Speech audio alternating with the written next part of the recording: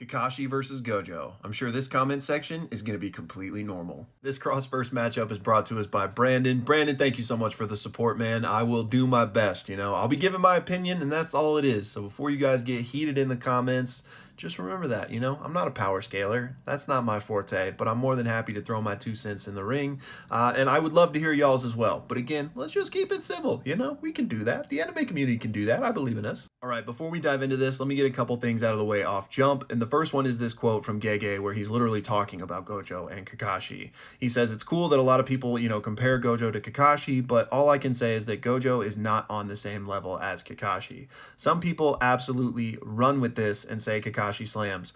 But context matters, right?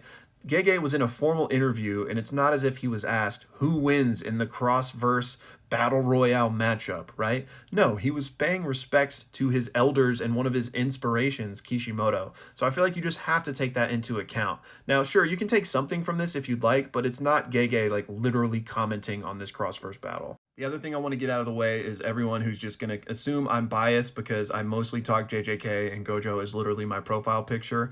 Well, newsflash, everyone's biased. We can't get around that. But also, Kakashi was my first love, all right? I do love Gojo, but my car that I've had for 12 years is literally nicknamed Kakashi. So I'm a fan of Naruto as well. Alrighty, y'all, so for the purposes of this, we're going to use the strongest version of each of these characters. So for Gojo, that's just Gojo, right? But for Kakashi, it's DMS Kakashi. So again, I'm not a power scaler. I'm not going to spend 30 minutes going over each of their feats. I'm just going to get down to the brass tacks of what I think makes the difference in this fight.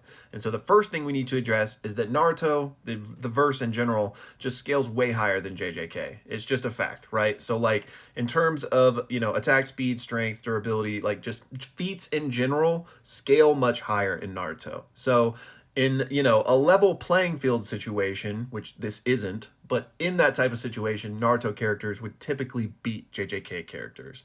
But it's Gojo. He's built different. The man has infinity, and that is the biggest thing in this fight, in my opinion. Can Kakashi actually do anything to Gojo? Can he get past the infinity? Doesn't matter if he's faster or stronger. If he can't hit him, nothing's going to happen. So again, I'm not going to spend 30 minutes or, let's be real, 3 hours fully explaining the Limitless and all of its nuance because 1, I don't have a PhD in mathematics, and 2, your mind would go numb before I finished. So for the purposes of this, we're going to keep it simple. Gojo's abilities all revolve around the fact that he can literally bring the concept of infinity into reality. He can literally create an infinite distance between himself and you. So in order to hit Gojo, you have to be able to get past that. So does Kakashi have anything that can do that? So in my opinion, and a lot of other people's opinions who have covered this matchup, Kamui is going to be Kakashi's best shot. Now, there's a couple forms of Kamui. The first one we're going to talk about is the Kamui Shuriken, which, he throws this out, and if it hits you, it's going to dimensionally teleport you. This won't work on Gojo, in my opinion, because it's a Shuriken. It's being thrown. It is traveling. Anything that travels will not bypass infinity. So a lot of people say this would get Gojo. It has no chance of getting Gojo, in my opinion. However, normal Kamui is where the argument starts to make a little more sense. Now, this is kind of weird because I think a lot of people would say a Kamui Shuriken is way more powerful than a normal Kamui, but the fact that that travels makes it way weaker against Gojo. And also just kind of in general, I think. This is one of the things I had to wrestle with a lot because why is the less powerful form technically better? I mean, I guess you could throw multiple Kamui Shuriken at once and there's some benefit to that. Here you're only able to do one at a time. But if merely only having to look at the person to activate this causes the dimensional warp, doesn't that seem better than the Shuriken? Let's just push that to the side for the purposes of this video and talk about normal Kamui and how it works. Kakashi merely has to look at you to activate this dimensional warp. Here he uses it against Deidara and takes off his arm. By targeting a point on his arm, he literally severs it, right? So he could theoretically just do this to Gojo's head and game over, right?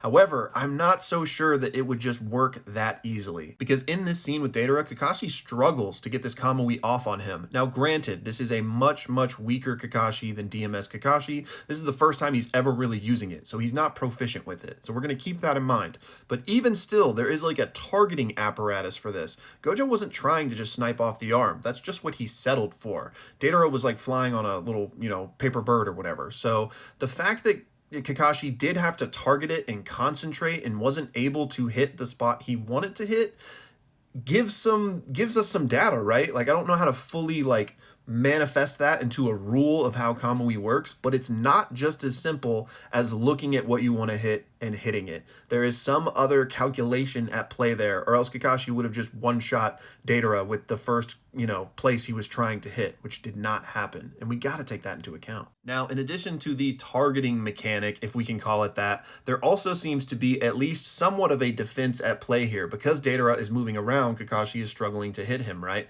But not only that, Kakashi tries a few times to like get it going and he keeps having to move it because it's not successful. So is that a product of purely his inexperience, or is it also a product of the target moving and acting defensively, if you will? On top of all of those things, there is a rate at play. Even once Kakashi gets it fully going, the reality warps with a speed, with a rate, meaning it's not instantaneous. All of those things combined in a little basket, if you will, provide opportunities to dodge this or prevent it, in my opinion. Now, I know the text here literally states, I don't know if this is the right area, but like you cannot defend against it, but that is a conditional statement. It's not saying that like under all circumstances, always it can't be defended against, because clearly Deidara is technically defending against it here by moving around. He only loses an arm instead of, his entire being. Now, again, it's worth mentioning that DMS Kakashi is on a completely different level than the Kakashi that was struggling to hit Deidara, right? He would have mastered the targeting apparatus, as it were.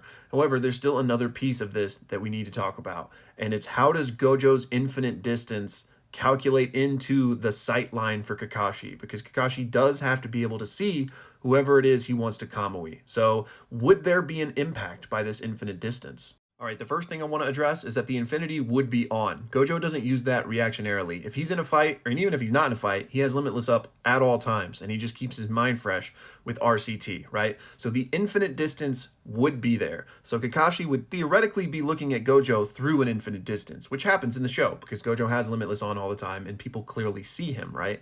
However, when we're going to talk about the mechanics of an ability hitting someone, I think we have to take this into account.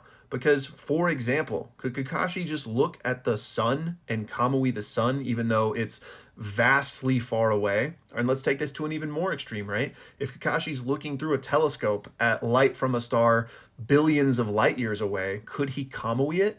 Now, some of that seems a bit ludicrous, right? But if that's ludicrous to you, then this should be ludicrous to you as well, because this is literally an infinite distance. So that's where I'm hung up. I know a lot of people say Kakashi claps because he scales higher plus Kamui gets past infinity, and that's that. But for all the reasons we just talked about, I don't know that Kamui would hit Gojo. It certainly might, but I don't know for sure. So that's where I'm stuck. So to pause on that for a second, let's just look at what Gojo could do to Kakashi. Because again, he scales much higher. What is he realistically going to do to take him down? I do think Gojo has a clear win condition in the domain expansion. No matter how much ocular prowess you want to say that DMS Kakashi has, he can't handle literally infinite information being dumped into his brain. This would take him out, and if not completely like brain dead just from the domain, it would enable Gojo to land a hollow purple on him and take him out. So I do think Gojo has a clear win condition, and even though he may be lower in all other forms, if Kakashi can't hit him, he will eventually win the battle of attrition and be able to contain him in his domain. All right, to boil this down to an actual answer, I'm going to give Kakashi the benefit of the doubt and say that Kamui can bypass infinity. I still have all my reservations about it, and I'm not sure that it can. But again, we're just going to assume it can. With that even being the case, though, I don't think it's as easy as Kakashi just looking at him and instantly doing it. I think there's some level of defensive maneuver, whatever you want to call it, that Gojo could deploy. So it's going to take Kakashi getting a little bit of an upper hand on Gojo in order to successfully get it off. So at that point, it just comes down to, can Gojo get the domain expansion off in time? And here we're going to have to think a little bit about their personalities, right? Because that's going to come into play. Who is just whipping out their biggest gun quicker? And I think it would be Kakashi with how arrogant Gojo is. So, and I do this a lot, but I don't feel comfortable giving it to either one 10 out of 10 times. So in 10 matchups, I'm going to give it to Kakashi 7 times versus Gojo 3. And that's assuming Kamui can hit him. And if Kamui can't hit him, 10-0 Gojo. That's my 2 cents, y'all. Definitely let me know yours in the comments, but I did make a couple of polls before putting out this video, and as you can see over on YouTube, Gojo had about 70% of the votes, but my audience does have a JJK bias, and on Twitter the results were strikingly similar, but it was a far smaller sample size. On that note, if y'all are on Twitter, come hit me up. I'll follow back.